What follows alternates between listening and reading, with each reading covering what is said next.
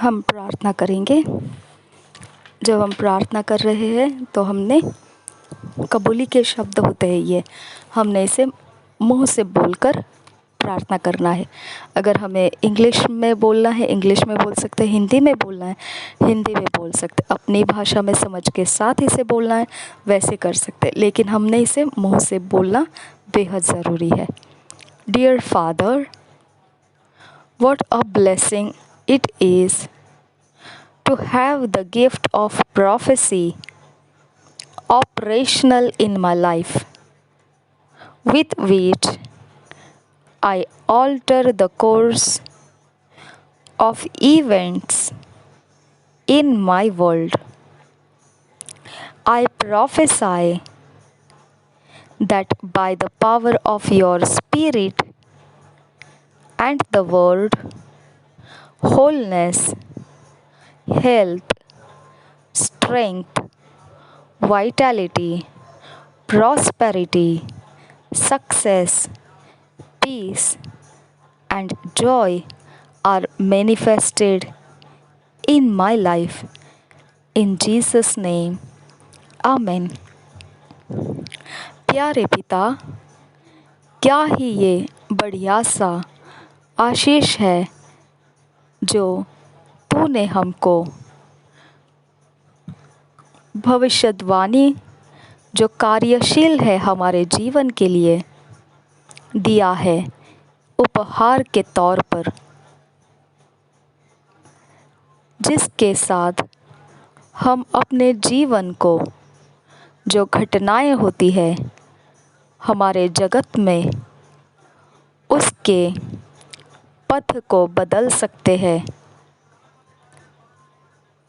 हम भविष्यवाणी करते हुए तेरे आत्मा के सामर्थ्य से और तेरे वचन से हमारे जीवन में पूर्णता, सेहत, सामर्थ्य, सेहतमंद, समृद्धि, सफलता, शांति और आनंद को प्रकट करते हैं। यीशु के नाम में आमीन।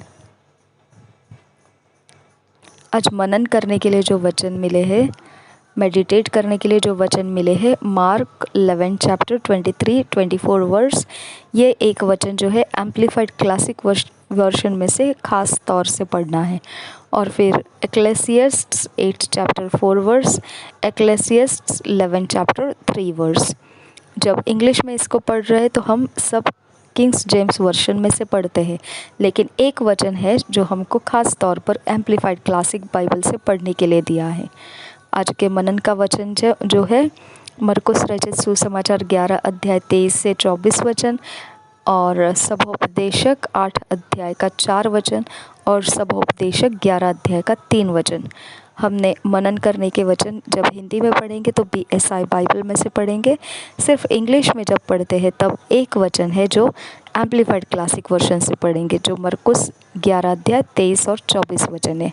मार्क 11, 23 एंड 24 वर्स हम पढ़ेंगे उसे। मार्क 11 चैप्टर 23 से 24 वर्स हम एम्प्लीफाइड क्लासिक वर्शन में से पढ़ रहे हैं।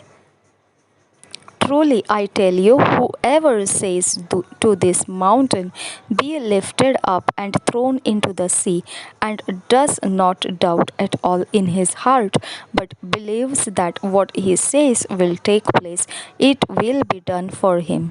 For this reason I am telling you, whatever you ask for in prayer, believe, trust and be confident that it is granted to you and you will get it. ये हमको विस्तार करके लिखा हुआ वचन मिला है, विस्तारित बाइबल में से लिया गया है, जिसको इंग्लिश में एम्प्लीफाइड क्लासिक वर्शन कहते हैं। और इसमें से मैं आपके लिए हिंदी में इसका वचन भाषांतर करके बताती हूँ। ये सच कहा गया है, ये सच कहा है कि जब ऐसे पहाड़ को उखड़ जा कहेंगे और उठ जा कहेंगे और समुद्र में जा गिर कहेंगे, तो हम अगर संदेह नहीं करेंगे अपने हृदय में, परंतु हम विश्वास करेंगे, तो वैसा ही वह काम हो जाएगा और वह हमारे लिए वैसा ही हो जाएगा। और 24 वचन में ऐसा दिया है कि यही कारण है कि हमको बताया जाता है कि जब भी तुम प्रार्थना करो, विश्वास करो, भरोसा करो और आत्मविश्वास में बने रहो कि वह हो चुका है आपके लिए और वह आपको मिल जाएगा। ऐसा ये विस्तार करके लिखा हुआ था। अब हम इसको हिंदी में पढ़ेंगे BSI बाइबल में से। मरकुस रचित सुसमाचार 23 और 24 वचन। मैं तुमसे सच कहता हूँ कि जो कोई इस पहाड़ से कहे तो उखड़ जा और समुद्र में जा पड़, और अपने मन में संदेह न करे, वरन प्रतीति करे कि जो कहता हूँ वह हो जाएगा, तो उसके लिए वही होगा। इसलिए मैं तुमसे कहता हूँ कि जो कुछ तुम प्रार्थना करके मांगो, तो प्रतीति कर लो कि तुम्हें मिल गया और तुम्हारे लिए हो जाएगा। और एक बार, मैं तुमसे सच कहता हूँ कि जो कोई इस पहाड़ से कहे तू उखड़ जा और समुद्र में जा पड़, और अपने मन में संदेह न करे, वरन प्रतीति करे कि जो कहता हूँ वह हो जाएगा, तो उसके लिए वही होगा। इसलिए मैं तुमसे कहता हूँ कि जो कुछ तुम प्रार्थना करके मांगो, तो प्रतीति कर लो कि तुम्हें मिल गया और तुम्हारे लिए हो जाएगा। Ecclesiastes 8 chapter 4th verse. Where the word of a king is, there is power, and who may say unto him, What doest thou? Where the word of a king is, there is power, and who may say unto him, What doest thou? Thank you, Jesus.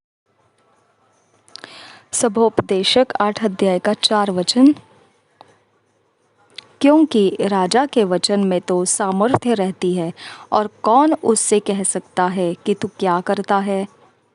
क्योंकि राजा के वचन में तो सामर्थ्य रहती है, और कौन उससे कह सकता है कि तू क्या करता है? Ecclesiastes 11 chapter 3 verse.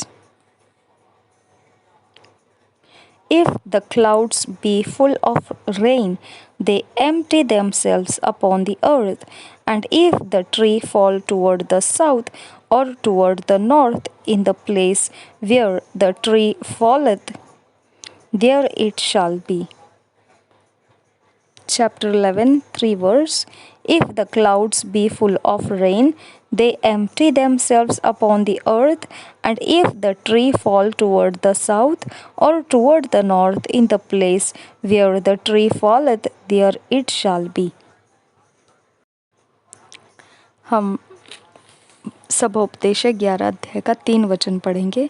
यदि बादल जल भरे हैं, तब उसको भूमि पर उंडेल देते हैं, और वृक्ष चाहे दक्षिण की ओर गिरे या उत्तर की ओर, तो भी जिस स्थान पर वृक्ष गिरेगा वही पड़ा रहेगा।